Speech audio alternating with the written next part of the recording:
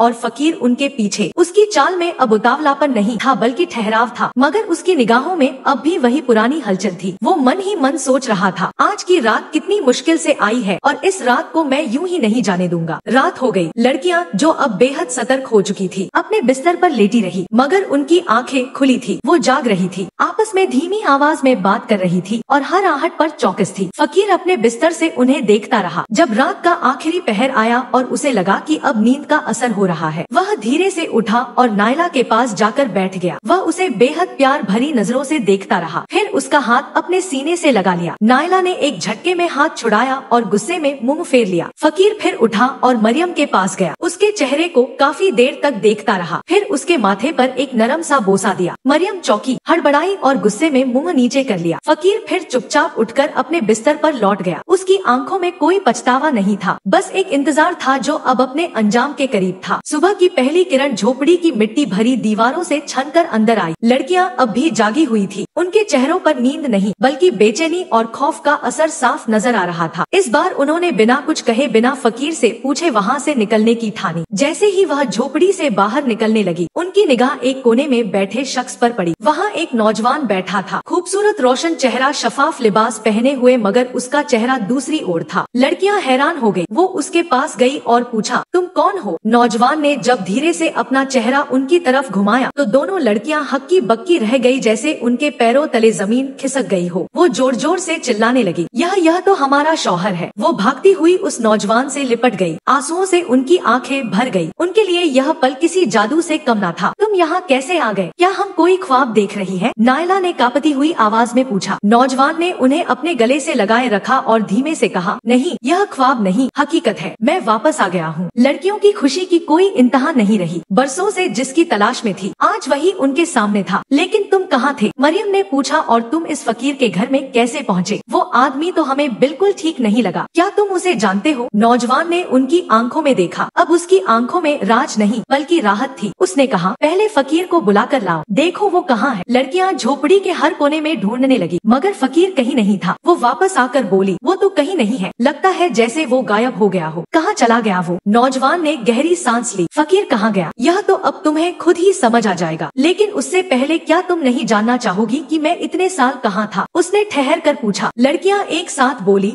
बताओ कहाँ थे तुम? अब कहानी का सबसे बड़ा राज सामने आने वाला था। नौजवान ने कहना शुरू किया, एक दिन मैं घर से बाहर बाजार की तरफ निकला था। हाँ, रास्ते में मुझे एक बूढ़ा आदमी और एक बेहद हसीन लड़की मिली। बूढ़ा किसी फकीर जैसा लग रहा था और लड़की बहुत ही जवान और दिलकश थी। मैंने हंसी में लड़की से मजाक किया, तुमने इस बूढ़े से शादी क्यों की? तुम तो की किसी जवान के साथ होनी चाहिए। मगर वो लड़की शायद कोई इल्म जानती थी। उसने मेरी तरफ देखा, कुछ पढ़ा और मुझ पर फूंक मारी। एक पल में मैं उसी बूढ़े फकीर जैसा हो गया। उसकी शक्ल मेरी हो गई और फिर उसने कहा, यह तेरी सजा है, अब तू सारी उम्र इसी हाल में रहेगा। लड़कियां अब पथराई हुई आंखों से सब कुछ सुन रही थी। उनकी सांसें थम चुकी थी। मगर नौजवान ने आगे कहा, उसने एक उम्मीद भी दी। कहा, अगर तेरे अपने जिनसे तू मोहब्बत करता है, तुझे ढूंढते हुए इस वीराने तक पहुँचे और तेरे साथ वक्त बिताए बिना तेरी असलियत जाने, तब तू अपनी असल शक्ल में लौट सकेगा। और हाँ, एक और शर्त थी, तू खुद अपनी पहचान नहीं बता सकता। अब लड़कियां थरथरा रही थी। तो क्या तुम वही फकीर थे? उन्होंने कांपती आवाज में पूछा। नौजवान ने सिर झुकाकर कहा, हाँ मैं ही था वो फकीर। नौजवान की बात सुनते ही उनकी आंखों में आंसू भर आए, मगर इन आंसुओं में अब अफसोस था, शर्मिंदगी थी। वो भागकर एक बार फिर उसके गले से लग गई। हमें माफ कर दो, हम तुम्हें पहचान ही नहीं सके। नौजवान ने उनके सिर पर हाथ फेरते हुए कहा, इसमें तुम्हारा कोई कसूर नहीं। तुम जानती ही नहीं थी कि मैं तुम्हारा शौहर हूँ। तुम्हारा दिल सच्चा था, नियत पाक, और उसी सच्चाई ने मेरी सजा को तोड़ दिया। अब तीनों ने फिर से एक नई जिंदगी शुरू की, मगर इस बार उनके दरमियान कोई राज नहीं था, कोई फासला नहीं था, अब सिर्फ भरोसा था।